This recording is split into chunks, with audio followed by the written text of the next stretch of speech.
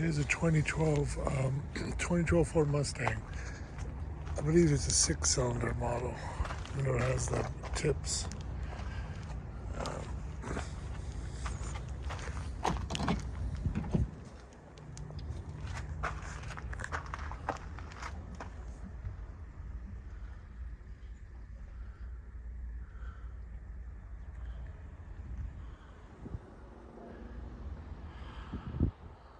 Interior looks pretty good. Doors close well. Someone took a fender. There's the front.